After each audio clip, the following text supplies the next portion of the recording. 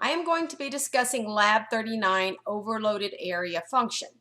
Now, two functions with the same name can exist in a program, but they must have different method signatures. These are known as overloaded functions. So we are going to write a program today. This is our first program using overloaded functions. So our program today has to include two calculate area functions. One that will calculate the area of a circle and the other that will calculate the area of a rectangle. So we have to meet the following program requirements. We need to read in a character representing a shape. So a lowercase c will represent a circle and a lowercase r will represent a rectangle. Our program needs to validate that the user input for the shape is either a C or an R. So if it's something other than a C or an R, we're just going to throw that value that we read in away, the character that we read in away, and read in another value. So I'll walk you through that. The perfect thing to use for that is a do-while loop. So we'll accomplish this first bullet using a do-while loop. Okay, once we've read in either a C or an R, then we know either the user wants to calculate the area of a circle or the user wants to calculate the area of a rectangle. So the program should read in values based on the specified shape and call the overloaded function calculate area to calculate the area of the shape. So if the user typed in a C, then we're going to be calculating the area of a circle. So for a circle, the program should read in and validate the radius. So the radius must be a double that is greater than 0. If the input is invalid, well, we're just going to read in another value for the radius and repeat the validation loop until valid data is given. Once again, a do-while loop will suffice. After we've read in valid data for the radius, we're going to call the function calculate area. Now the parameter will be it'll be a double type, and we'll be expecting to receive the value that was typed in for the radius. So we're going to be passing the radius into our parameter. Notice that this is the prototype. There is no parameter name here. It's the prototype. The prototype includes the return type, the function name, and the parameter data type, followed by a semicolon. So we can copy and paste that into our programming window in a little bit, and that will be one of our necessary prototypes. Now for a rectangle, the program has to read in the length and the width as input. So we're going to also need to validate that the length and the width values, they're doubles, but they have to be greater than 0. So if either the length or the width is invalid, then we're just going to toss both values and read in two additional values representing the length and the width. And we'll repeat the validation process until valid data is given for both the length and the width. Once we have valid data, then we're going to call a function calculate area again. Notice that calculate area has the same name. These are our overloaded functions, but they do differ in method signatures. The second calculate area will be calculating the area of the rectangle. It will have two arguments passed into its two parameters, and the area of a rectangle is length times width, so that's the value that we will return.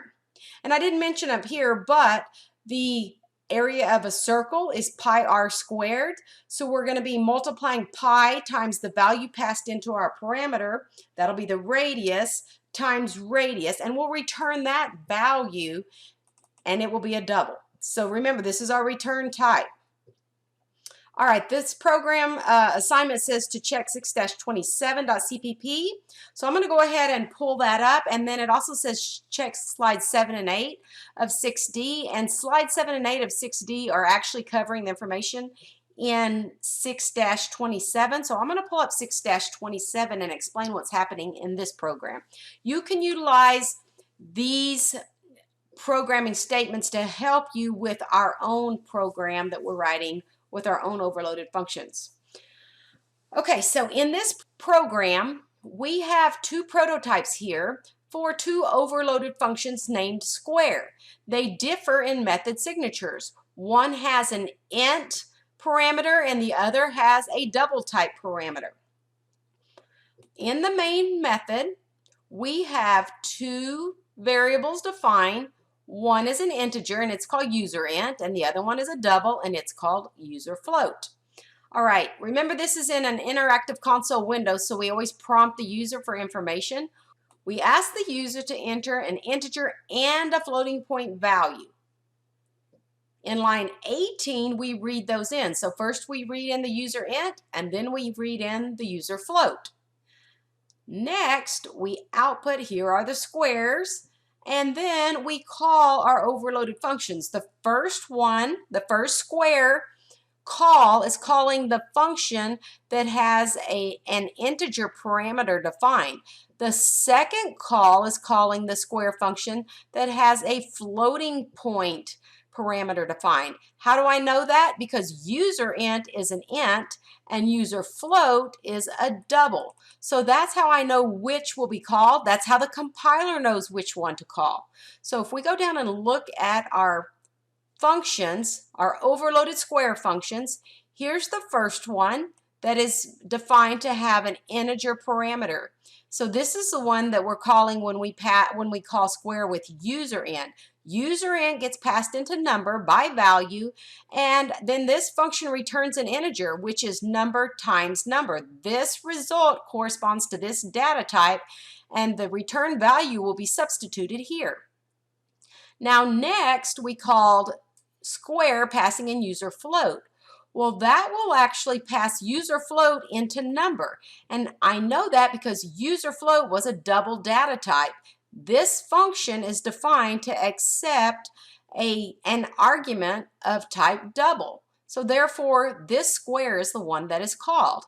Now, what's happening in this one is the same thing. It's number times number that we are returning, but because number is a double here, we'll be returning a double value, which corresponds to the double data type, the double return data type.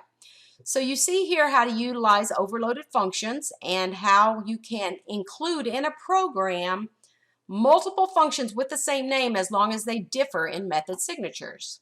Let's take a quick look at the run of this program to see what's going to happen. So I'm going to pull this window down where you can see it, make it a tad bit smaller, and then you can try to see both the code and the console window at the same time. All right, it says enter an integer and a floating point value. That is this prompt right here. And notice it's expecting two values, first the user int, then the user float. So let's go ahead and type those in. I'm going to go with 3, and the next number 2.3, that'll be my user float value. When I hit enter, those values will be stored in the variables user int and user float respectively.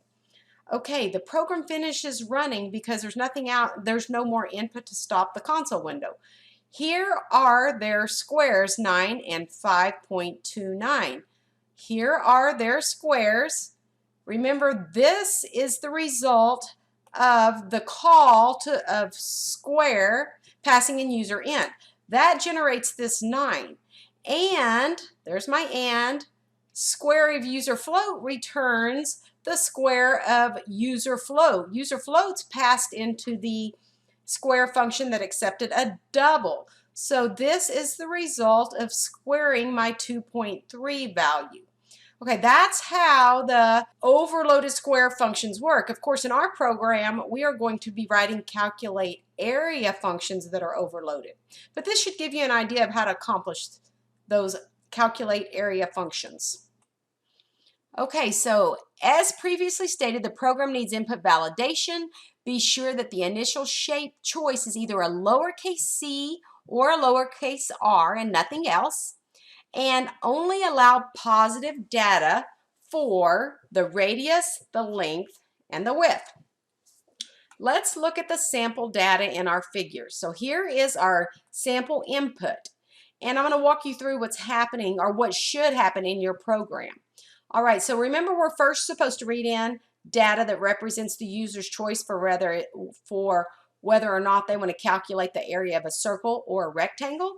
And the first value that we read in is a 4. Well, this is neither a lowercase c or a lowercase r, so we toss it in our do-while loop and read in another value. Now we get in a lowercase c. Perfect. That means the user wants to calculate the area of a circle. Okay, the next thing we have to do is read in the radius. Well, radius needs to be a value that is greater than 0. 0 doesn't meet that, so in a do-while loop, we're going to throw away that 0 and read in another value.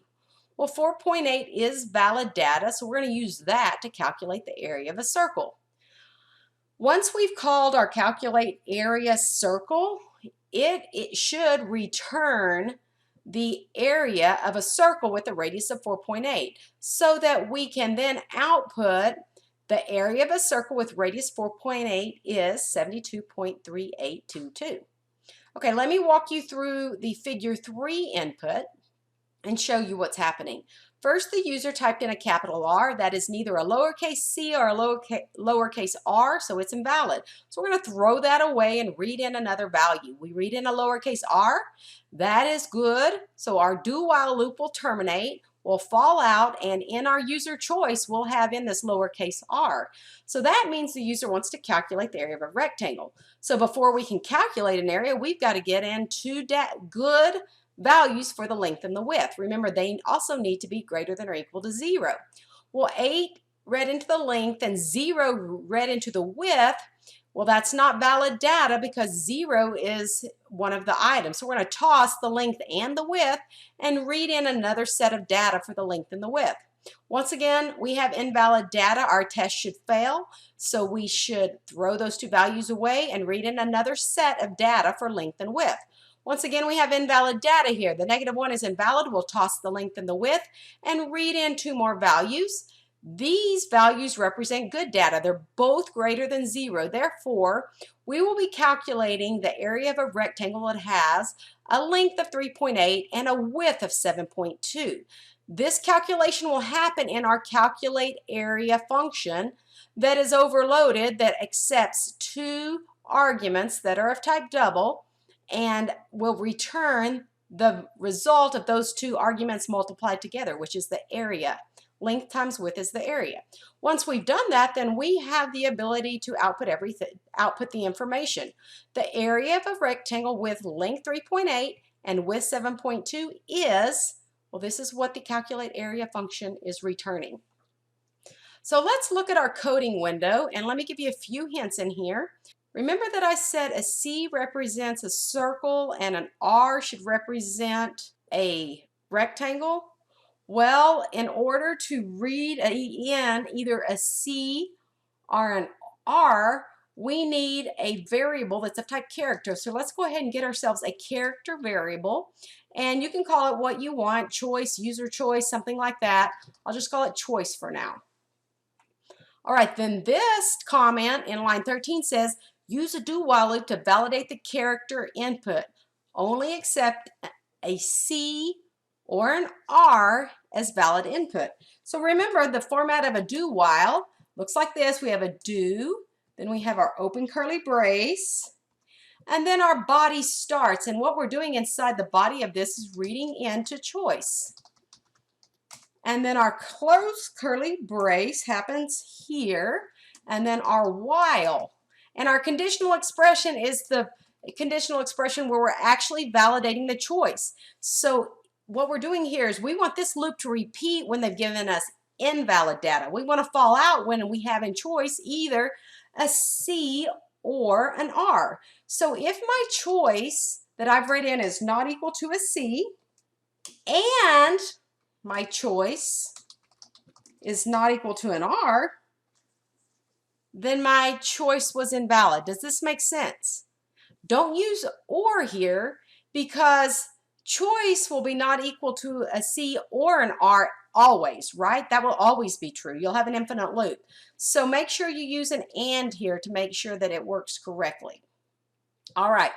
The next comment tells you that if a C, then calculate the area of a circle.